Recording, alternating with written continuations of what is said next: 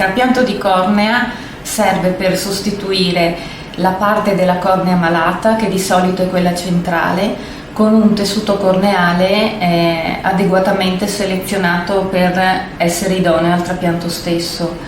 Ci sono diverse patologie che sono più frequenti, che vanno incontro al trapianto corneale, sono le degenerazioni corneali. Primo fra tutti è il keratocono, che è una degenerazione di solito progressiva della cornea, che altera sia la struttura che la regolarità della cornea.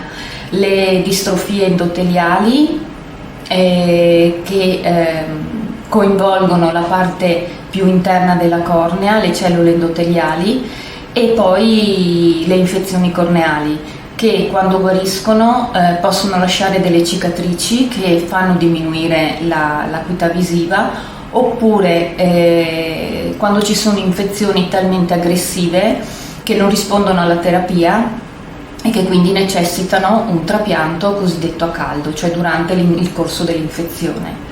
Esistono diversi tipi di trapianti. C'è il trapianto perforante, quando viene sostituito tutto lo spessore della cornea, il trapianto lamellare, quando invece la patologia coinvolge solo la parte anteriore della cornea, oppure il trapianto endoteliale, in cui viene sostituito uno strato sottilissimo di cellule endoteliali, appunto la parte più interna della cornea.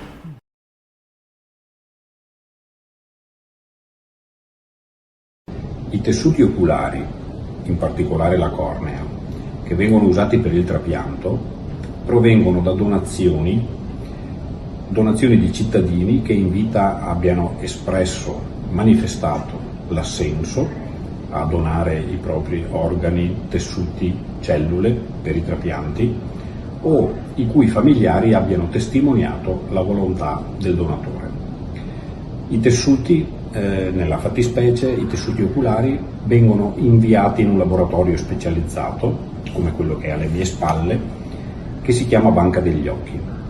All'interno del laboratorio i tessuti vengono sottoposti a rigorose procedure di selezione che servono a valutarne la sicurezza relativa al donatore, e quindi a evitare la possibilità di trasmissione di malattie dal donatore stesso al ricevente, e la sicurezza di tipo microbiologico, cioè la necessità di escludere che nei tessuti siano presenti dei microbi che potrebbero procurare danni al ricevente.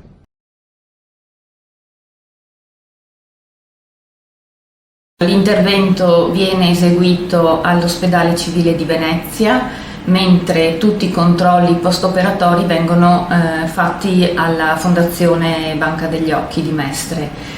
E il paziente si presenta 2 giorni prima dell'intervento per sottoporsi agli esami del sangue di routine, all'elettroencefalogramma ed eventualmente, se è necessario, all'RX torace e alla visita anestesiologica. Il giorno dell'intervento si ricovera. L'intervento dipende dal tipo di trapianto, ma di solito dura da mezz'ora a un'ora e viene fatto in anestesia locale, quindi il paziente è sveglio. La dimissione viene fatta nel pomeriggio e poi il controllo il giorno dopo presso la Banca degli Occhi.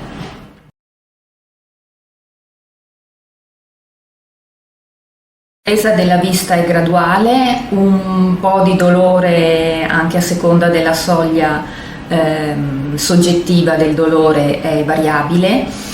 E una volta tornato a casa il paziente può fare la sua attività quotidiana, quindi leggere, guardare la televisione, uscire di casa. Noi raccomandiamo soprattutto 2 cose: di evitare le pressioni al bulbo oculare e di lavarsi bene le mani ogni volta che vengono instillati i colliri. La terapia generalmente è solo topica, quindi solo con colliri a base di cortisone e di antibiotico, che in genere viene somministrata per circa 6 mesi. La convalescenza in genere è di 1 mese e la ripresa dell'attività lavorativa è un po' soggettiva, perché dipende dall'attività stessa e dal periodo di recupero che è soggettivo.